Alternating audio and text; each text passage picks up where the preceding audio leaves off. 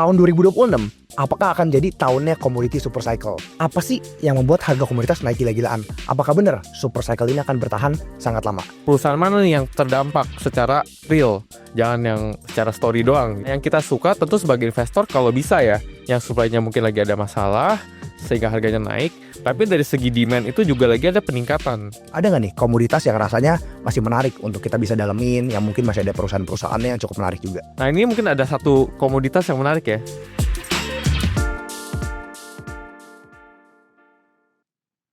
Value investing zaman sekarang itu bukan hanya fokus soal laporan keuangan aja, tapi harus bisa ngelihat kinerja perusahaan masa depannya itu seperti apa. Makanya di awal tahun 2026, Sing adain value investing program, di mana di program ini kita akan sama-sama belajar untuk memahami new era of value investing yang nggak hanya fokus kepada laporan keuangan masa lalu, tapi gimana kita bisa melihat ya dan memprediksi kinerja perusahaan ke depannya. Program ini terdiri dari 5 pertemuan, di mana 4 pertemuan pertama akan diadakan secara live melalui online, dan pertemuan terakhir akan diadakan secara onsite khusus untuk 50 orang peserta pertama saja. Ditambah selama program ini berjalan, kalian juga bakal dapetin akses ke website kami yang berisi think case, tentunya juga beberapa referensi ide investasi yang menurut kami menarik untuk dianalisa di tahun 2026 ini. Di kondisi indeks yang udah all time high, kalau kalian masih mau investasi dengan strategi yang jelas, tidur dengan nyenyak, dan tentunya punya conviction yang sangat kuat, inilah saatnya untuk join program kami. Yuk, daftar sekarang, klik link di bio, let's think, then we'll earn together. Halo teman-teman, welcome to Chatting. Hari ini sama Pak Antoni Jawa kita ingin bahas tahun 2026. Apakah akan jadi tahunnya commodity super cycle? Ya, karena kita tahu banyak harga komoditas naik banyak, timah, nikel, aluminium, dan berbagai macam komoditas lain. Sawit juga susah turun. Teman-teman pasti nonton sampai habis kalau mau tahu pandangan kita apa sih yang membuat harga komoditas naik gila-gilaan. Apakah benar super cycle ini akan bertahan sangat lama? So pastiin teman-teman tonton sampai habis. Oke Jauh. Sekarang harga komoditas itu memang naik gila-gilaan. Mungkin kita bahas dari yang terbaru, nikel gitu. Nikel kemarin baru aja ada keluarin RKB-nya di-cut, production di-cut, langsung harga komoditas naik banyak. Langsung orang kan pada berpikir, wah ini komoditas naik gila-gilaan nih. Langsung harga sama naik gila-gilaan. Orang juga proyeksinya udah menggila, wah harga naik sekian, peluang di mana-mana. Tapi sebenarnya kalau kita tarik lebih panjang ya, kenaikan komoditas ini sebenarnya agak aneh. Kenapa? Karena gini, at the end kan kalau kita ngomongin komoditas, di Think kita selalu bahas ya, all about demand and supply. Yeah. Kalau kita lihat, demand sekarang menurut lo gimana? Demand tergantung komoditasnya apa. Kalau kita coba ngomongin general dulu deh. in general ya, sebenarnya kalau komoditas ya, kita lihat secara general, itu demand sebenarnya steady growth.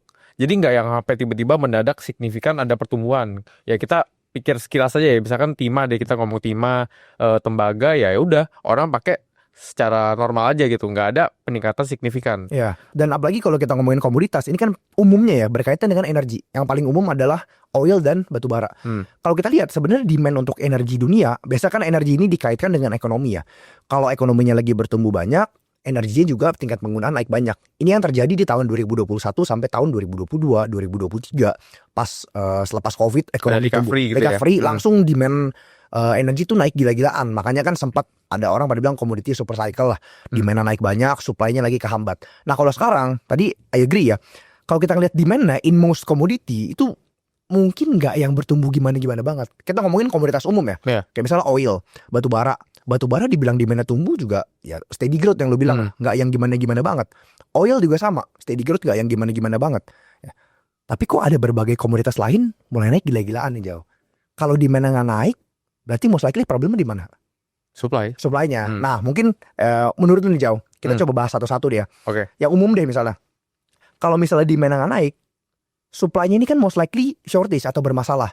Apakah ini yang terjadi di industri, let's say misalkan timah. Kalau timah gimana menurut lu Jauh? Kalau timah itu sebenarnya lebih ke supply. Ya kalau teman-teman lihat, Indonesia memang kita tahu salah satu produsen terbesar timah di dunia. Tapi ada juga produsen lain yang besar, itu contohnya Myanmar. Myanmar itu lagi ada masalah di supply-nya. Itu yang menyebabkan harga timah itu mungkin sekarang belakangan lagi naik. Itu udah terjadi dari 2023 kalau nggak salah ya. Baru di 2025 ini mulai ada perbaikan. Tapi Indonesia sendiri kan kita tahu sendiri, Indonesia ini salah satu pemain utamanya ya BUMN lah ya. Kita sebutnya BUMN. Itu memang lagi mulai berbenah. Jadi supply ini mulai ada perbaikan nih. Kedepannya apakah akan terus begini ya? We don't know.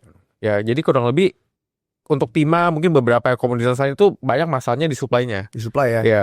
Jadi bisa dibilang let's say timah demand-nya mungkin cenderung biasa-biasa aja, hanya naik dikit. Ya memang timah ini kan juga dipakai di beberapa green energy ya, cuman nggak gitu banyak. Tapi supply-nya bermasalah. Ya, sedangkan kalau kita ngomongin komoditas, supply-nya itu shortage hanya 2 atau 3% aja, itu pasti harga bisa melambung gila-gilaan. Ya. Karena rebutan barang. Kan namanya komoditas kan common goods. Ini barang pasti dibutuhin. Kalau barang yang nggak terpenuhi, orang akan rela bayar lebih mahal. Karena udah demand-nya demand umum nih. Dan apalagi kalau belum ketemu penggantinya. Dan kalau nikel, mungkin kita singgung nikel sedikit. Kemarin baru aja keluar RKAB ya. Oh iya, berita Di-cut, RKAB. ya, production di-cut banyak, harga nikel naik banyak. Apa yang terjadi jauh menurut lo? Kenapa harga nikel bisa naik segini banyak? Apakah ini temporary? Apakah memang demand-nya sebesar itu? What do you think? Oke, kalau nikel itu memang kita tahu ya selama ini Indonesia ini sebagai produsen terbesar lagi-lagi mungkin sekitar 50% produksi itu Indonesia yang pegang. Selama ini tuh udah terjadi surplus, terutama turunan nikel ya. Saya nggak ngomong yang tambang biji nikel, kita ngomongin yang turunannya, misalkan nickel pig iron dan turunan untuk baterai misalnya. Itu kan smelter bangun gila-gilaan. Mungkin sejak 2020 ke atas tuh udah mulai hilirisasi kan. Itu bangun smelter gila-gilaan, otomatis produksi juga naik gila-gilaan.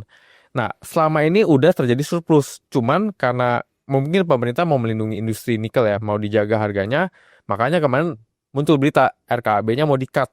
Nah, RKAB di-cut artinya supply dari tambang juga di-cut. Nah, kalau supply dari tambang di-cut, otomatis semuanya udah kena cut karena nggak ada raw materialnya. Jadi supply-nya dimasalahin lagi. Jadi memang demand nikel kan benang merah kebagi jadi dua ya, stainless steel dan juga baterai. Stainless steel bisa dibilang steady growth lah, kecil nggak gitu banyak, setahun mungkin 4-5%. Memang baterai ini yang cukup besar demand growth-nya. Tapi yang lebih membuat harga nikel spike gila-gilaan, yang kayak lu bilang itu karena supply-nya. Supply-nya itu shortage dan di-cut lagi, orang mungkin ya, we don't know for sure, di lapangan pada ketakutan. Wah, daripada nggak dapat barang, amanin stok dulu nikel sekarang. Makanya harga nikel langsung spike gila-gilaan. Ini kan yang terjadi di nikel. Ya mungkin perbedaannya adalah kalau di timah supply-nya problem, demand-nya nggak gitu naik banyak. Kalau di nikel supply-nya problem, demand-nya ada sedikit naik banyak. Ya, mungkin kalau di coal we don't know. Ini kan katanya RKB mau dipotong juga nih. Demand-nya mungkin konteksnya sedikit mirip dengan timah. Ya cenderung naik gak gitu banyak, pelan-pelan lah. Efeknya gimana we don't know for sure ya. Karena kan masih dalam kajian, berapa yang di-cut kita juga belum tahu. Tapi definitely salah satu kebijakan yang kita tunggu-tunggu sebagai investor. Tadi batu bara kita udah bahas, nikel udah bahas, timah. Nah mungkin teman-teman bertanya, wah komoditas ini lagi naik gila-gilaan. Jadi ada peluang gak sih sebagai investor nih? Karena kalau kita lihat kayaknya pada FOMO nih, lagi rally komoditi nih. Padahal di balik itu ya kita sama-sama tahu problemnya adalah bukan di demand yang naik banyak, supply-nya itu memang lagi shortage. Ada berbagai negara juga pada ibaratnya pada bingung, ini uang mau ditaruh di mana nih? Makanya yaudah Cina ngestok di emas, terus emas juga udah naik tinggi. Pasti kan negara-negara pada bingung, wah hedgingnya di mana lagi? Ya udahlah taruh di komoditas, amanin dulu, supply-nya diamanin. Nah pertanyaannya jauh, pertanyaan dari umat. Sebagai investor ada nggak nih komoditas yang rasanya masih menarik untuk kita bisa dalemin, yang mungkin masih ada perusahaan-perusahaannya yang cukup menarik juga? Oke, kalau kita bicara komoditas ya, mungkin tadi kan kita udah lihat selama ini mungkin sebagian besar komoditas yang harganya naik gila-gilaan itu banyak dari problem di supply-nya. Sementara kita tahu komoditas kan supply demand, bisa dari supply-nya, bisa dari demand-nya, atau bahkan bisa dari dua-duanya. Nah yang kita suka tentu sebagai investor kalau bisa ya, yang supply-nya mungkin lagi ada masalah sehingga harganya naik, tapi dari segi demand itu juga lagi ada peningkatan. Karena kalau kita tahu ini dua terjadi, demand itu biasanya lebih sustain karena orang benar-benar pakai barangnya. Misalkan kita bicara batu bara, kalau memang batu bara ini ada peningkatan demand, otomatis ya harganya mungkin lebih sustain untuk bisa tinggi. Terlebih lagi didukung dari masalah di supply. Nah ini mungkin ada satu komoditas yang menarik ya. Kita banyak bahas ya. Aluminium kali. Aluminium boleh jawab. Aluminium. Nah teman-teman boleh coba cari ya, mungkin dari internet atau dari sumber lain. Harga aluminium ini sekarang udah cukup tinggi. Diam-diam naik ya. Diam-diam naik. Per hari ini kita syuting tanggal 7 ya. 7 Januari itu udah di atas $3.000 per ton. Nah kalau teman-teman pelajari, sebenarnya aluminium ini China itu merupakan produsen terbesar. China produsen terbesar, lalu di China ini sementara ini lagi ada pembatasan lah, kita sebutnya pembatasan dari segi kapasitas produksi. Jadi selama ini mereka ada nambahin kapasitas produksi terus-terusan, hingga mungkin 1-2 tahun terakhir itu mereka nggak mau nambah kapasitasnya lagi, supaya mereka mau melindungi harganya mungkin. Jadi permit untuk bangun kapasitasnya tuh dibatasin. Ibaratnya RKAB sono dibatasin juga gitu ya. Ya, Kayak kurang yang lebih gitu. terjadi di nikel kita gitu. Ya. Oke. Nah, jadi kalau kita udah tahu supply-nya nggak bisa bertumbuh dari China, dan kita tahu juga China ini produsen paling gede, ya otomatis supply globalnya ya lebih susah. Nah, jadi itu pertama dari supply. Lalu mungkin ada tambahan lagi, China ini ada tax rebate. Nah, itu mungkin kita nggak akan bahas di sini ya. Kita udah bahas di internal, kita udah bahas di mungkin di produk kita ya, di Tikdex. Itu udah teman-teman bisa pelajari sendiri. Lalu ditambah demand-nya nih Jo. Yang asik tuh aluminium ini mungkin demand-nya juga ada peningkatan. Mungkin kita kalau ngomongin renewable, aluminium kan dipakai buat solar panel tuh, chassisnya. EV itu juga dipakai buat chassisnya, karena aluminium ini kan secara bobot itu lebih ringan. EV itu kan pakai baterai yang berat, makanya dia perlu mungkin counter kali ya, biar mobilnya nggak terlalu berat. Itu mereka harus pakai chassis yang ringan, yaitu aluminium. Nah, jadi I think kalau kita bicara sebagai komoditas ya, kita bicara tentang komoditas, kita coba lihat dari dua sisinya ini. Dan rasanya kita penting juga untuk melihat ini nggak cuma dari supply-nya. Karena supply itu teman-teman bisa lihat ada yang supply-nya ini gampang untuk kita ramp up lagi. Misalkan contoh ya, tambang batu bara itu lebih gampang untuk kita produksi lagi, tinggal dikeruk. Ada juga contoh-contoh komoditas lain, misalkan oil. Itu butuh waktu yang lebih lama untuk mereka ningkatin produksinya. Ya, jadi memang at the end commodity all about demand and supply. Kalau demand udah bertumbuh, kita ngomongin long term ya. Demand kan kita nggak mau cuma bertumbuh dalam jangka waktu pendek. Long term demandnya bertumbuh, ditambah ada problem supply. Tinggal tugas kita sebagai investor pelajarin kira-kira shortage-nya bisa bertahan berapa lama.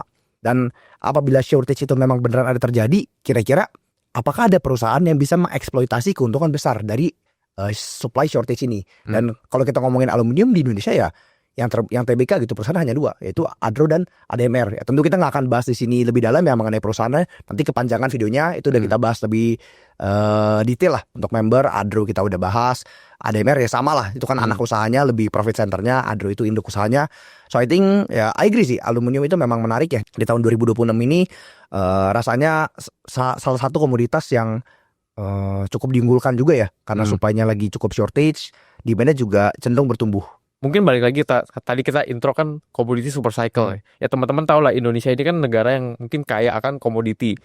Nah, tugas buat teman-teman ya berarti ya kita tinggal pelajari lebih dalam komoditi masing-masing, story-nya bagaimana, apakah ada problem di supply-nya, apakah ada peningkatan di demand-nya, atau bahkan terjadi dua-duanya. Nah, abis itu baru kita kerucutin perusahaan mana nih yang terdampak secara real. Jangan yang secara story doang. Ya. Nah, kurang lebih seperti itu. Dan yang paling penting namanya investor, kalibrasiin ke valuasinya. Ya mungkin konteks sedikit ya, kita flashback pada saat ada kejadian shortage di sawit ya, kebunnya kan shortage ya, perusahaan-perusahaan yang punya kebun besar diuntungkan. Nikel juga sama, nikelnya lagi shortage di hulunya ya, kita bukan ngomongin smelternya, yang punya tambangnya banyak ya itu juga diuntungkan. Nah, sekarang aluminium bagaimana? Gold gimana ya? Gold rasanya udah pada naik banyak sih emiten-emitennya. Batu bara gimana? Dan komoditas-komoditas lain gimana? Teman-teman jangan lupa lakuin PR-nya. Dan untuk kita pelajarin sektor apa yang menarik, tentu kita nggak hanya bisa ngeliat laporan keuangan doang. Karena namanya laporan keuangan ini kan kita melihat masa lalu. Dan mungkin teman-teman kalau yang baru belajar investasi atau baru mulai memperdalam mengenai value investing, pikirnya investasi itu hanya melihat laporan keuangan. Padahal lu pelajarin ini semua jauh, lu buat tingkis, lihat laporan keuangan nggak? Lihat. Tapi untuk kita melihat kinerja ke depannya, apakah bisa dinilai dari laporan keuangan? Nggak juga. Bisa. Nah, saling melengkapi lah ya. Saling melengkapi, that's my point teman-teman. Jadi kalau namanya investasi, itu kita nggak hanya bisa ngeliat masa lalu. Dan kita rasa banyak teman-teman mungkin yang salah nangkep, pikirnya value investing itu hanya melihat kinerja masa lalu, kalau udah beli, tidur terus selamanya, kenyataannya nggak seperti itu. Makanya kita baru aja di tahun 2020 ini adain program baru, yaitu New Era of Value Investing. Di mana teman-teman yang baru belajar ya, harus juga bisa melihat masa depan. Karena pada akhirnya sebagai value investor, kita harus tahu kinerja perusahaan ke depan, bahkan sebelum laporan keuangan ini keluar. Kalau kita ngomongin harga komoditas naik, segala macam, itu kan belum ke-reflect di laporan keuangan.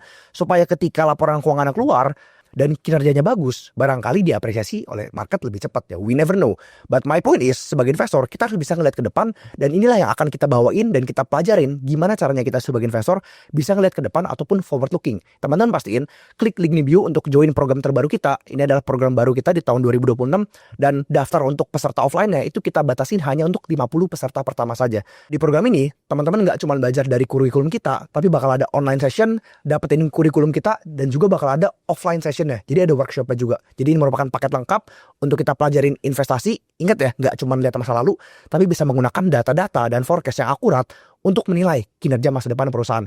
So klik link di bio, join programnya, Dan sampai jumpa di Value Investing Program, New Era of Value Investing. Bye-bye. Bye.